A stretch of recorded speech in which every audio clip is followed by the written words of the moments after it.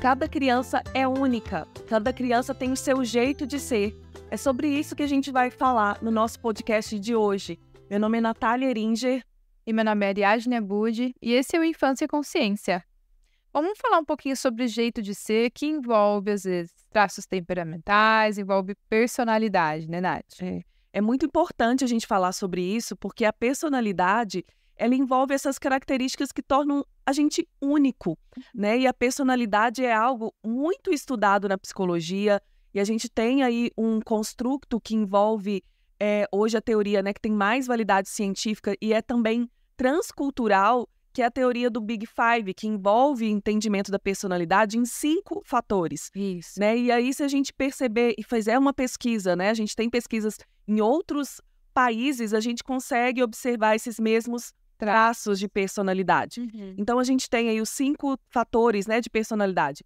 Amabilidade, extroversão, neuroticismo, o que está faltando? Abertura, experiência e conscienciosidade. Isso, perfeito. Então, como que a gente pode, primeiramente, né, definir? A conscienciosidade é um fator de personalidade que a gente consegue observar, aquela tendência que a criança, né, o indivíduo, tem a ser mais organizado, mais direcionado para uma meta, então mais responsável. Então, a gente vê essa característica de personalidade. A gente tem um outro que envolve também a extroversão, Isso. que esse é fácil, né? Todo mundo já consegue observar que eu tenho num momento, num nível da reta, aqui a extroversão e no oposto a introversão. Então, a extroversão é esse fator que envolve ali a energia para ser mais sociável, mais comunicativo, agregador, gostar de estar junto, né? Essa energia que envolve aí pessoas e ser aí mais comunicativo, mais junto, mais sociável. Perfeito. E a gente tem também conscienciosidade, amabilidade. Isso, a amabilidade, ela representa mais essas emoções, assim, relacionadas à empatia, né, ao altruísmo, ajudar o próximo, são pessoas afetivas também, esses são os traços cooperativas, isso, participativas, são traços mais comuns ali da amabilidade. A gente tem também o neuroticismo, né, Nath? Agora, o neuroticismo, ele acaba sendo um fator de risco para transtornos, né?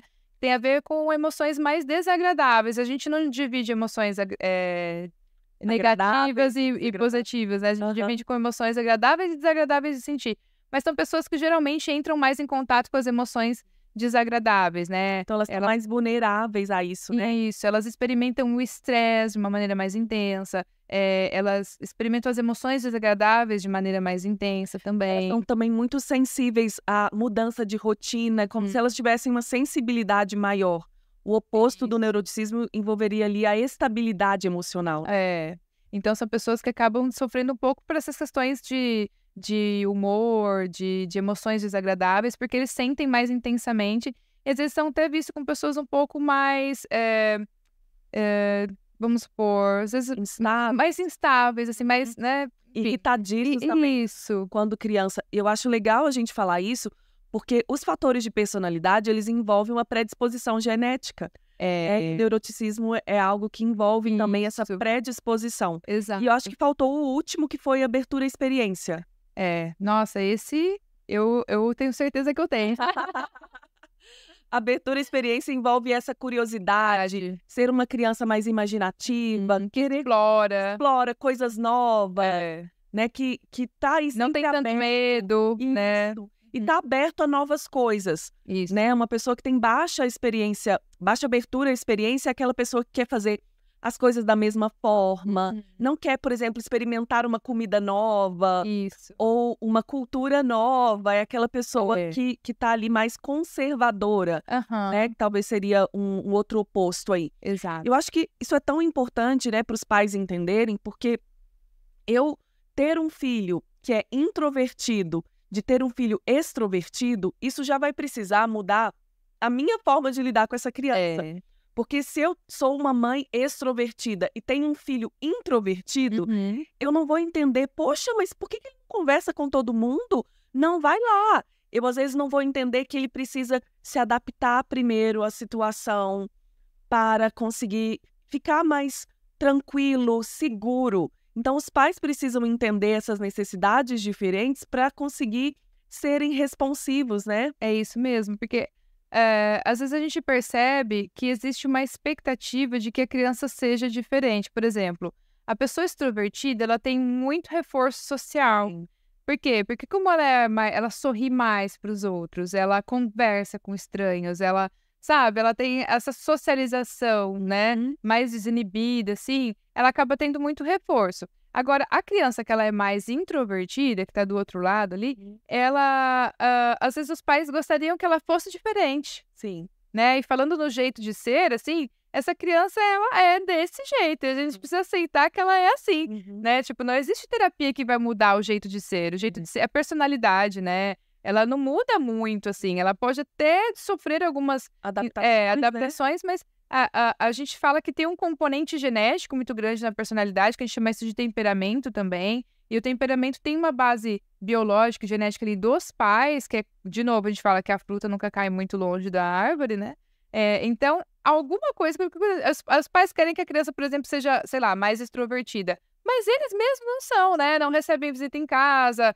Fulano lá não sei na onde no mercado, falei, vou passar pelo outro lado, né? Às vezes aquela mãe muito introvertida que tem um filho extrovertido e começa a ficar com vergonha.